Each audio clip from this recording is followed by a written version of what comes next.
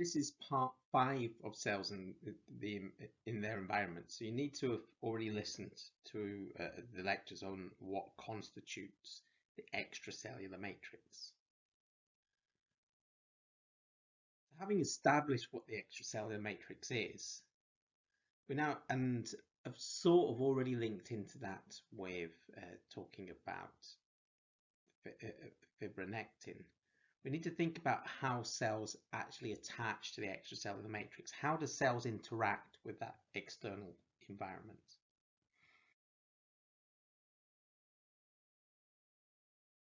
Attaching to the extracellular matrix requires specialized receptors on the surface of the cells. And these receptors are called integrins. And integrins are basically specialized molecules that in essence act as matrix receptors. In other words, they sense the extracellular matrix. Now, what's really important here is not only do the cells connect to the extracellular matrix, but they also signals into the cell, allowing the cell to sense and respond to its environment. So that's what we call outside in signaling. So if you imagine there is a stress, say on the collagen fibers, then that will signal inside to the cell. So imagine there's a stress in this direction, that would signalize into the cell and cause an effect within the cell. So that's outside in signaling. Now, you'll notice I've probably used the term integrins, and that's because different integrin molecules on the surface of the cell will bind to different components of the extracellular matrix. And the way that these integrins bind to the extracellular matrix, which I've realized I've not already explained, is these dimers here will tend to bind to the binding domain on fibronectin, which I've already told you about. And fibronectin, again, will have binding domains for the extracellular matrix proteins, such as collagen. And fibronectin is acting as that connector, that anchor point between the outside of the cell and the inside of the cell. Now, I've already mentioned that the integrins also act as connectors, and they have specialized adapter proteins, and that can connect to the cytoskeleton of the cell as well. Now, what's really interesting here is, as well as the cell being able to sense the environment, through outside in signaling, cells actually help to create that environment as well. So they produce the extracellular matrix, but they can also organize the extracellular matrix as well. And again, this is via integrin signaling. They can, via binding to integrins and binding to certain parts of the extracellular matrix, such as collagen via fibronectin, they can remodel the extracellular matrix.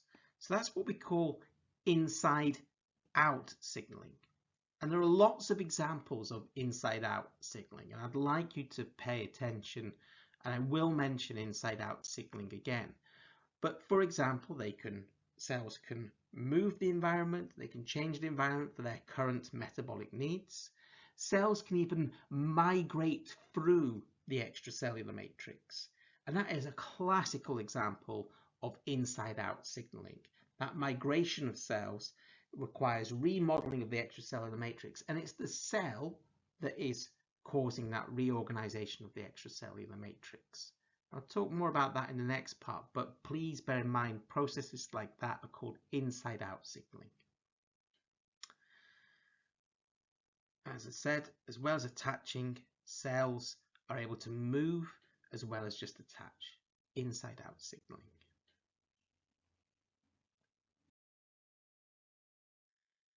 The other thing I'm going to focus on here and continue thinking about cell adhesion. Now, it's also worth bearing in mind that cell adhesion is a very important part of cellular movement.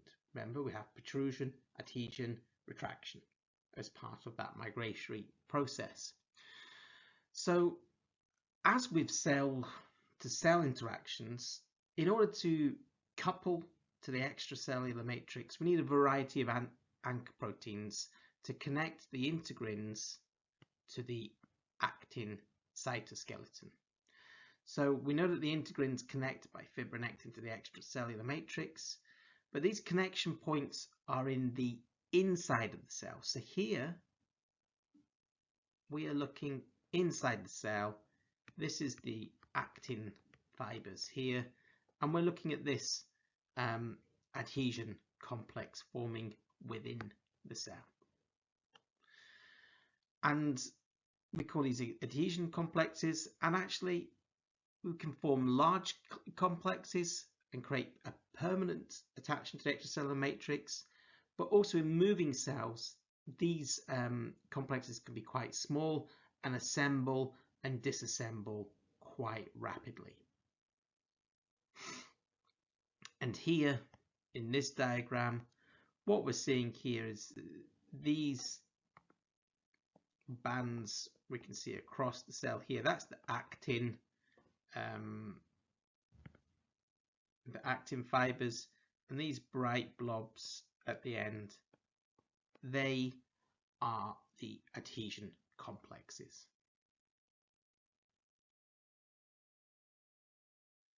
So hopefully from what you've learned about muscle cells, or will learn about muscle cells, cells move by actin polymerization, and we've already learned that cells push out the plasma membrane forward in order to protrude. And integrin molecules at the leading edge of that, so it's integrin molecules at the leading edge of that, bind to the extracellular matrix. So here we have the integrins binding to the extracellular matrix, probably through connective proteins like fibronectin, and we see adhesion complexes forming at those points. It is then motor proteins like myosin which kind of walk, if you like, along the actin fibers. And then what happens is that pulls the cell along those fibers because they're kind of walking along those fibers, and then the adhesion complexes disassemble, protrude out further, and then that process repeats, the cell almost walking along using these myosin cross-chain linking.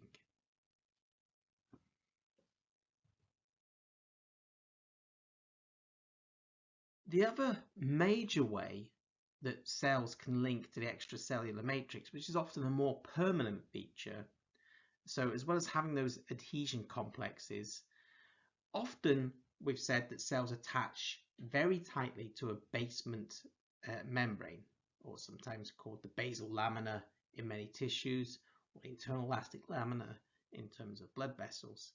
And this is done via what we call hemidesmosomes. So if you remember, desmosomes connected, so cell 1, this is cell 2,